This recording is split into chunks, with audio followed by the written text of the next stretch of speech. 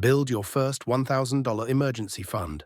From zero, what would you do if you got a flat tire tomorrow and the bill to replace all 4 tires was £800? What if your dog suddenly got sick and needed an emergency vet visit that cost £1,000? For way too many of us, a single unexpected expense like that is enough to send our entire financial life into a tailspin. A recent Financial Conduct Authority survey found that around 1 in 10 people in the UK have no cash savings at all, and a further 21% have less than £1,000 to fall back on in an emergency.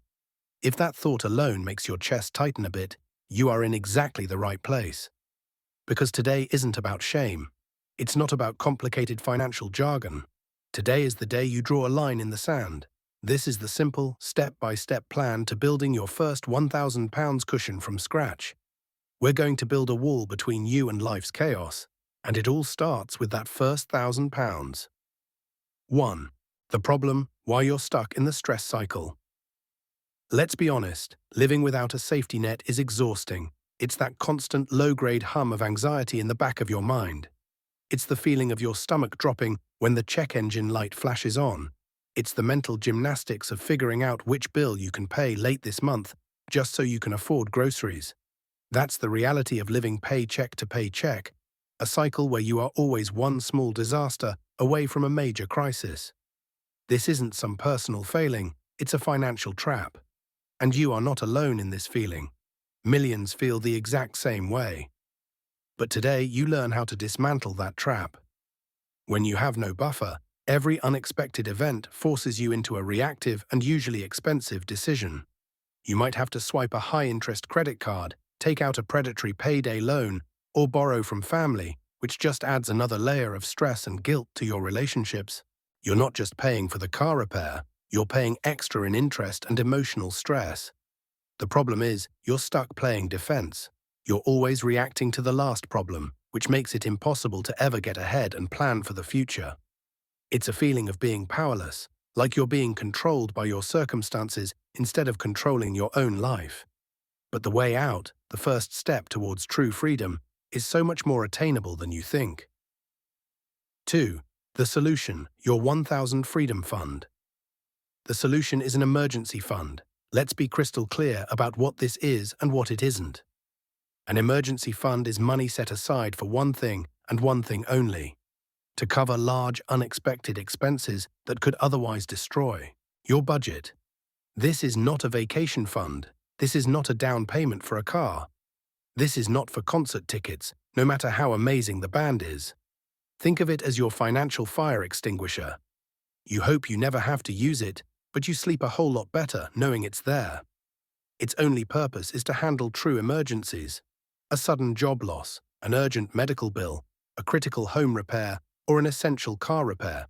Now you'll hear experts say you need 3 to 6 months of living expenses saved up. And while that's a great long-term goal for someone starting from zero, that number can feel like being asked to climb Mount Everest in your slippers. It's so intimidating that most people never even start. That's why we're focusing on just £1,000. Why? Because £1,000 is the perfect starter fund. It's a small enough goal that you can actually hit it, which builds incredible momentum and motivation.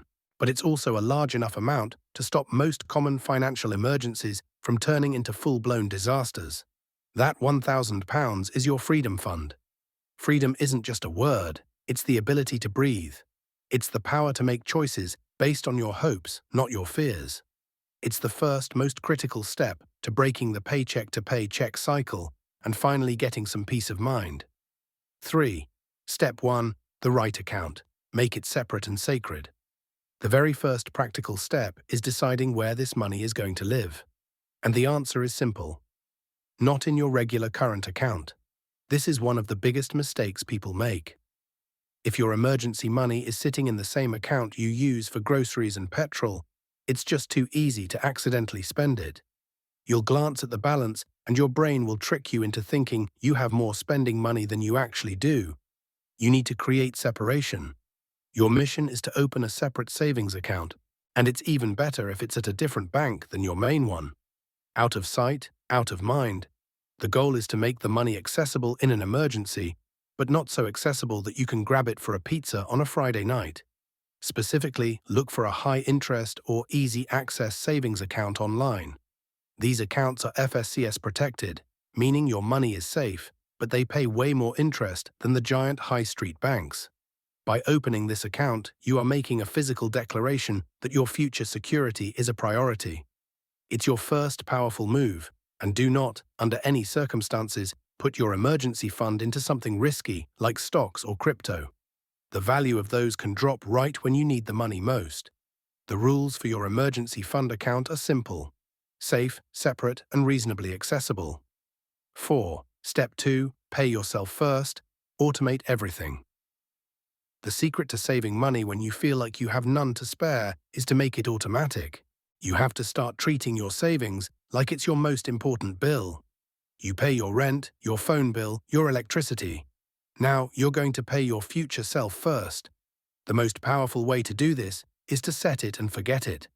Log into your company's payroll portal or your bank's website and set up an automatic recurring transfer. The day after you get paid, have a set amount of money, whether it's 20, 50 or £100, automatically moved from your current account into your new separate emergency savings account. This simple move removes the biggest obstacle to saving: yourself. Our brains are wired for instant gratification. If you have to manually move the money, you'll always find a reason not to. Think of it as an unbreakable promise you make to your future self. Every payday, you are honoring that promise without a second thought. You take willpower and emotion completely out of the equation.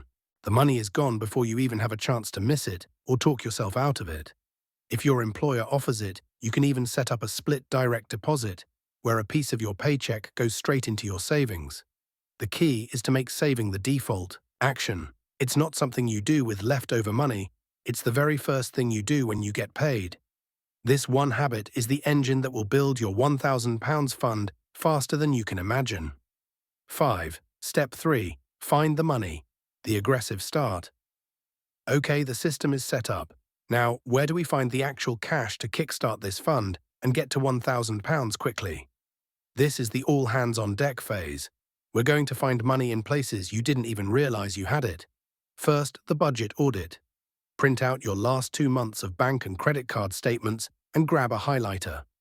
Every single expense that wasn't absolutely essential for survival, food, shelter, utilities, transportation, gets highlighted. That daily coffee, the streaming services you forgot you had, the lunches out, the subscriptions you don't even use. Be ruthless. For the next 90 days, your mission is to slash these non-essentials to the bone and redirect every pound you save into your emergency fund. This isn't about deprivation, it's about determination. Second, have a stuff sale. Go through your closets, your garage, your storage unit. That old exercise bike, the clothes you haven't worn in 2 years, the video games you've already beaten. List them on Facebook Marketplace, eBay, or just have a garage sale. Every pound you make from selling stuff is a direct cash injection for your fund. Third, bank your windfalls.